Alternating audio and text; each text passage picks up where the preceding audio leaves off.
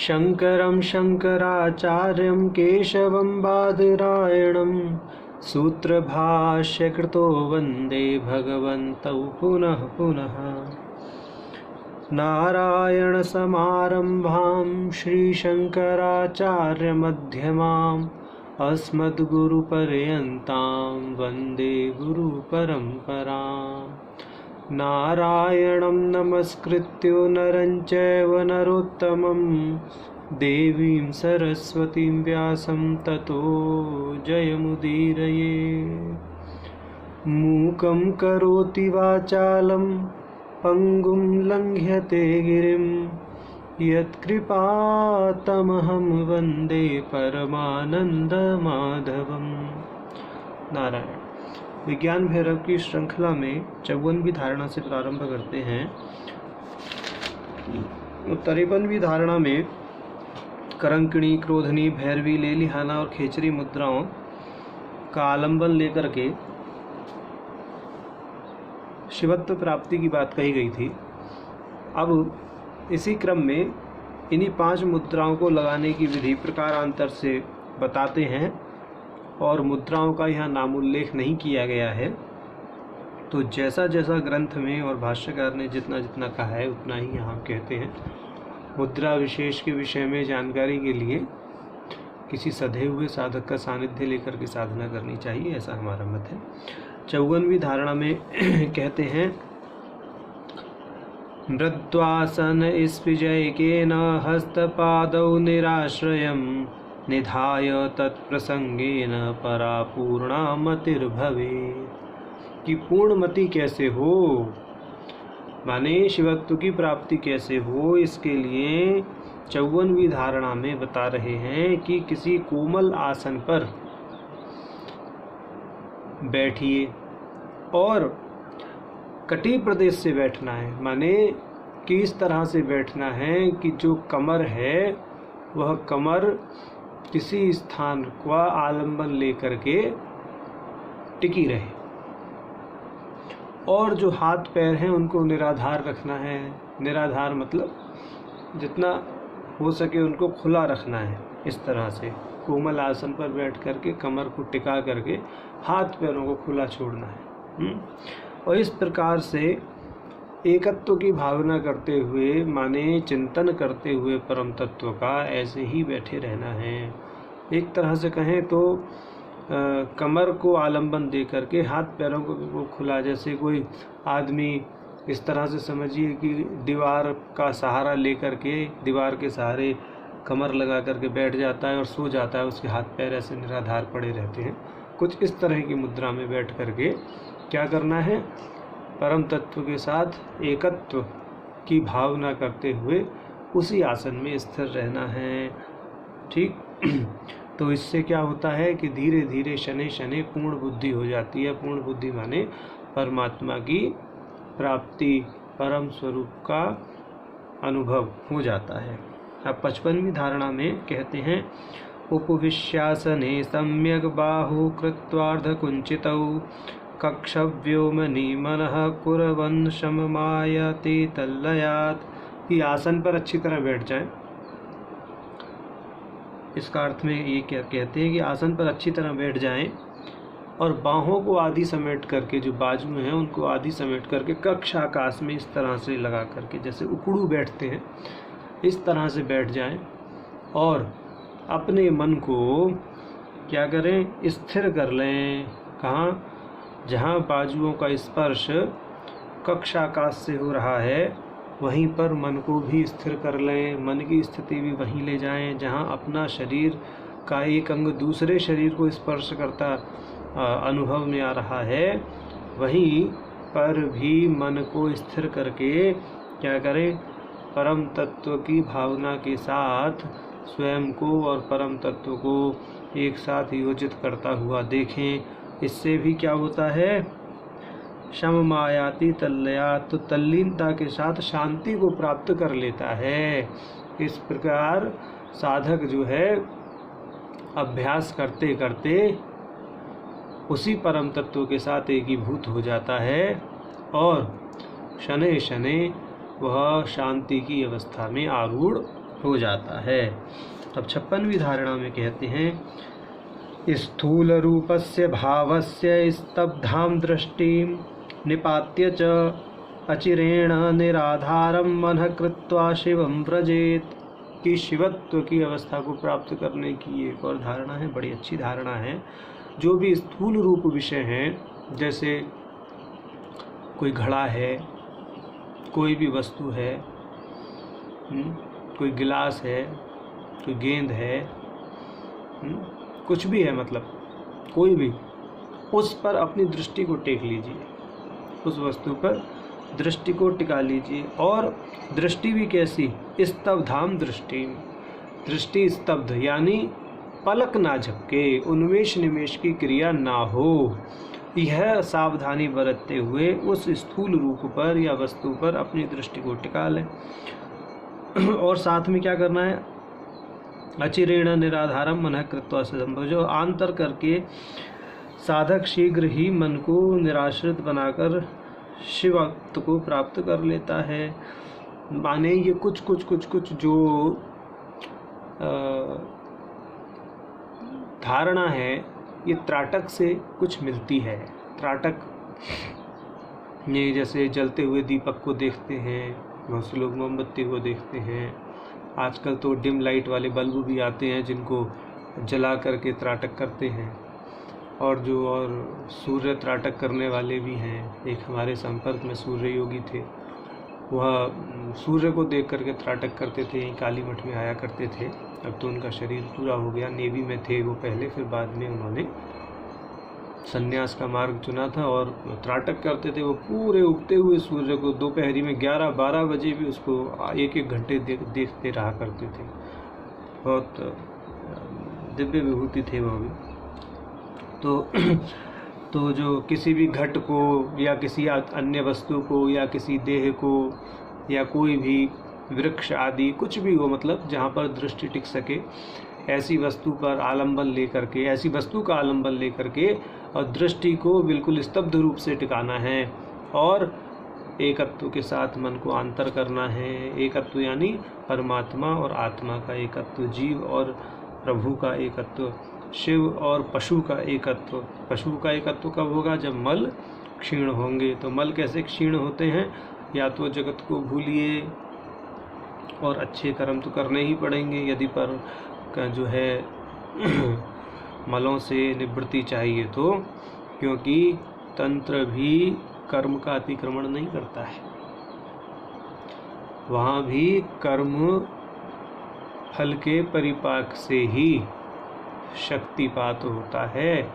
शक्तिपात माने प्रभु कृपा होती है, गुरु कृपा होती है, ऐसा समझना चाहिए। तो इस प्रकार ये जो धारणा बताई कि किसी भी घट आदि वस्तु पर दृष्टि को स्तब्ध करके उन्मेष निमेष से रहित करते, यानी पलक झपकने न पाए, इस तरह की सावधानी बरतते हुए अपने मन को आंतर करना, यानी अंतर्मुखी होकर के बैठने से शिवत्व की प्राप्ति होती है। ये कुछ त्राटक से मिलता है जो क्रम है साधना का, और इसको शिवोपाध्याय जी ने भैरवी भूमिका कहा है, ये समझना है। अब 57वीं धारणा कहते हैं मध्ये जीभे स्वारितास्ये मध्ये निक्षिप्य चेतनाम होच्चारम मनसः कुर्वस्ततः शांति प्रलीयते। कहते हैं कि मुंह को फैलाकर जीवा को उलटकर पीछे की ओर ले जाओ ऐसे, और उसको ऊपर जो घंटिका है उसके ऊपर की तरफ ले जा करके जितना ऊपर तक ले जा सकते हैं उतना छुपाने का प्रयास करें। बहुत से लोग तो जीवा के इस स्थान को काटते हैं, काट करके तब पीछे की तरफ ले जाते हैं, लेकिन सहज भाव से जितना जाए उतना ले जाना चाहिए और धीरे धीरे हो जाता है अभ्यास, वो पीछे की तरफ जाती है। यद्यपि ये खेचरी मुद्रा लगाने की विधि हम बार बार कहते हैं, खेचरी मुद्रा तो वह है जिसमें साधक अपने आप को आकाशवत अनुभव कर लेता है। यह विधि है क्योंकि इससे जब जीवा ऊपर की तरफ जो नासिका रंध्र जहाँ खुलते हैं वहाँ पे जाकर के जब स्पर्श करता है जीवा का अग्रभाग, तो एक आनंद की अनुभूति तो है वहाँ, ऐसी बात नहीं है। एक आनंद तो बहुत ही विचित्र प्राप्त होता है वह, और साथ में वह तभी है कि जब आप जिह्वा को पलट करके उच्चारण करें हकार का, होच्चारम मनसा कुरुवस्तत, ऐसे कहना कि उस हकार का उच्चारण मानसिक रूप से करना है। ऐसा नहीं है कि बहुत तीव्र गति के साथ में, बहुत से लोग उसको करके हकार का उच्चारण ऐसे करते हैं जैसे पता नहीं क्या उनके गले में खांसी आ गई है, लेकिन ऐसा नहीं करना चाहिए। हकार का उच्चार मानसिक ही है। वहाँ पे हकार का उच्चार मानसिक क्यों कहा? क्योंकि जब देखिए जो हंस का जो जाप है, यानी अजपा गायत्री का जो जाप है, उसमें कहते हैं ना कि सकारेण बहिर्याति हकारेण विशेद पुनः, कि सकार के रूप में जो श्वास है वो बाहर की तरफ जाता है, हकार के रूप में अंदर की तरफ जाता है। तो जब जिह्वा पलटी हुई है, पीछे की तरफ है, तो श्वास बाहर की तरफ निकालने में कठिनाई होती है, तो इसलिए हकार का उच्चारण वायु को अंदर की तरफ ही खींचते हैं मुख के माध्यम से भी, परंतु उच्चारण मानसिक करते हैं। और वायु को खींचने का जो क्रम है वो तो उसी प्रकार से होता है जिस प्रकार से करता है शरीर, परंतु जो उच्चारण है हकार का वो मानसिक करना चाहिए। तो ऐसे करने से क्या होता है, जो साधक है वह शांत अवस्था में जाता है। माने इसमें सबसे महत्वपूर्ण चीज़ है कि जो जीवा का अग्रभाग जब जो नासिका रंध्र अंदर की तरफ खुलते हैं, अंदर की तरफ जब वहाँ से स्पर्श करता है, तो एक बहुत ही विशेष आनंद की अनुभूति होती है। शब्दों में तो उस आनंद को कोई नहीं कह सकता। और उस समय जब श्वास को अंदर की तरफ खींचते हैं तो उस समय और ज़्यादा वो मतलब आनंददायी, कहते ना कि जैसे अग्नि में घी डालने वाली बात होती है, तो अग्नि और ज़्यादा प्रज्वलित होती है। तो जैसे बाहर की वायु अंदर की ओर स्पर्श करती है जहाँ जिह्वा छुई होती है, तो उससे और ज़्यादा जो है कंपायमान हो जाता है अंतस, और बहुत ज़्यादा अच्छे आनंद की अनुभूति उस समय होती ही है। तो उसी आनंद का आलंबन लेकर के जो साधक है वह आकाशवत हो जाता है और अपने आप को आकाश के समान अनुभव करने लगता है। तो ये खेचरी मुद्रा लगाने की विधि है। वस्तुतः खेचरी मुद्रा वही है जब साधक अपने आप को आकाशवत अनुभव करने लगे। ऐसा ये जो हमने बताया है ये शिवोपाध्याय जी की विज्ञान भैरव विवृत्ति के आधार पर बताया है, हमारा अपना कोई इसमें मंतव्य नहीं है। वहीं शिवोपाध्याय जी ने विवेक मार्तंड में शिवोपाध्याय जी ने विज्ञान भैरव विवृत्ति में विवेक मार्तंड का एक वचन दिया है। तो उसमें जो दृष्टि है उसको होके मध्य में भी स्थापित कर लेना चाहिए, ऐसा पूरा उन्होंने इस चीज़ को बताते हुए खेचरी मुद्रा का पूरा स्वरूप यहाँ दिया है। उन्होंने कहा है, विवेक मार्तंड में कहा गया है कि कपाल कुहुरे जिह्वा प्रविष्ठा विपरीतगा भुर्वोरंतर्गता दृष्टिर्मुद्रा भवति खेचरी। खेचरी मुद्रा की परिभाषा दे दी कि कपाल कुहर में जिह्वा को विपरीत करके पलट करके प्रविष्ट कर दीजिए और अपने दोनों भौमध्य में या आज्ञा चक्र में दृष्टि को लगाइए, जैसे सांभवी मुद्रा लगाते हैं ऐसे करके। तो ऐसे सांभवी मुद्रा भी लगे रहे, जीभ भी पलटी रहे, हकार का उच्चारण भी मानसिक होता रहे और श्वास भी अंदर की तरफ जाता रहे, और जीभ जितना ज़्यादा से ज़्यादा हो उतना ऊपर ले जा करके जहाँ पे नासिका रंध्र खुलते हैं वहाँ लगाने का प्रयास करना चाहिए। तो ये है। कई बार सांस भी अटक जाता है, तो अचानक ऐसे ही लगाने ना बैठ जाएं, किसी सधे हुए साधक के साथ में या किसी अभ्यस्त व्यक्ति के सानिध्य में रह करके ये अनुभव करना चाहिए, अभ्यास करना चाहिए। अनुभव तो अपने आप ही हो जाएगा। तो 58वीं धारणा में कहते हैं, आसने शयने स्थित्वा निराधारं विभावयन् स्वदेहं मनसि क्षीर्णे क्षणात् क्षीणाशयो भवेत्। ये शवासन के समान मुद्रा है। जैसे शवासन में व्यक्ति एक चटाई पर लेट जाता है, अपने शरीर को ढीला छोड़ देता है, बिल्कुल उसी तरह की है कि शयन आसन लगा करके, शयन आसन मतलब ज़मीन पर सीधे लेट करके, जैसे आदमी सोता है इस तरह का आसन लगा करके अपने शरीर को निराधार समझे, ताकि मतलब मेरे नीचे कोई भी आधार नहीं है, मैं ऐसे ऊपर बिल्कुल निराधार, जैसे निर्वात स्थान में जादूगर दिखाते हैं ना कि कोई व्यक्ति को उन्होंने लिटाया, बाद में ऐसे करके छल्ला उसके अंदर से निकाल देते हैं, तो इसी तरह से कि वो व्यक्ति निराधार है, तब मतलब उसके नीचे कोई आधार नहीं है, उसको ऐसा भावना करना चाहिए। तो ऐसा करने से क्या होता है कि धीरे धीरे मन भी प्रत्येक प्रकार के विषयों से हटने लगता है और वह मन एकमात्र परम तत्व के साथ योजित होकर के परम शांति को प्राप्त करता है। और वह जब उस अवस्था को प्राप्त कर लेता है तो वही शिवत्व के साथ उसका एक ही भाव होना कहलाता है या शिवता की प्राप्ति कहलाता है।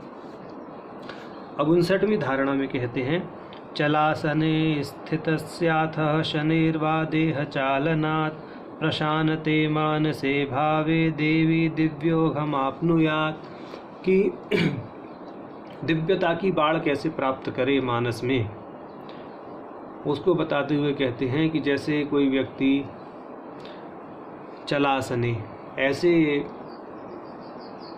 किसी जैसे बैलगाड़ी आदि में बैठ करके चल रहा है तो उसमें ऐसे हल्का हल्का हिलता रहता है, हल्का हल्का हिलता रहता है, हल्का हल्का हिलता रहता है। अथवा शनिर्वा देह चालना, या इस प्रकार से धीरे धीरे अपनी देह को चलाता रहे, ऐसे अपने आप को हिलाता रहे। हमने तो इस आसन को इतना किया है कि हमें तो एक ऐसी आदत पड़ गई है कि हम बैठे बैठे भी हिलते रहते हैं, तो इसका बहुत अभ्यास हमने किया है।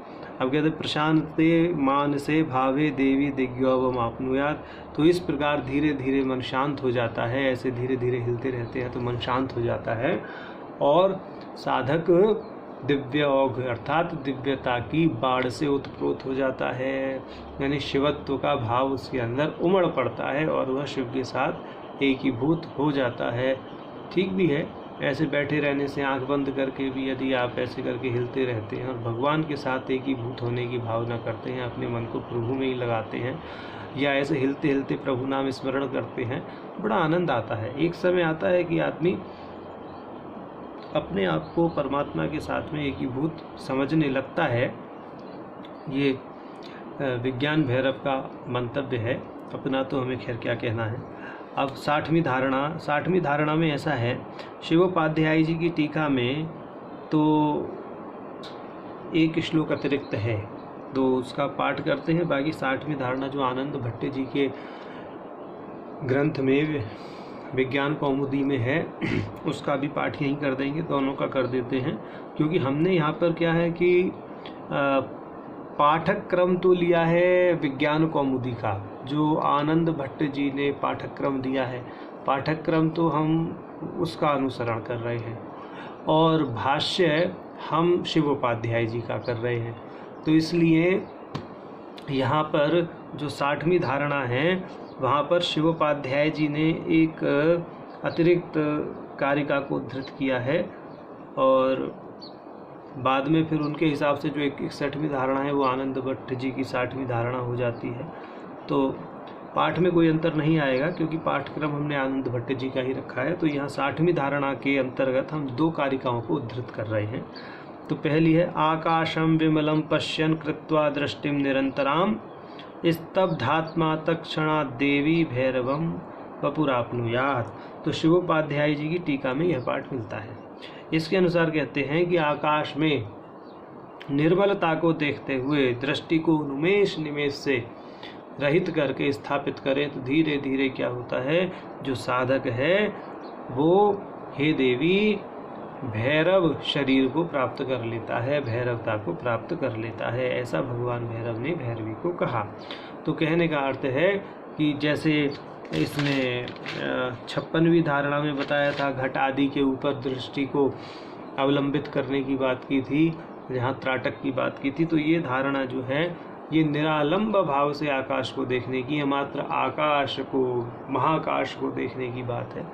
तो ऐसा यहाँ कहा है। तो फल इसका वही है जो है 56वीं धारणा का बताया था। 56वीं के तो सभी धारणाओं का फल एक है, शिवत्व के साथ योजन।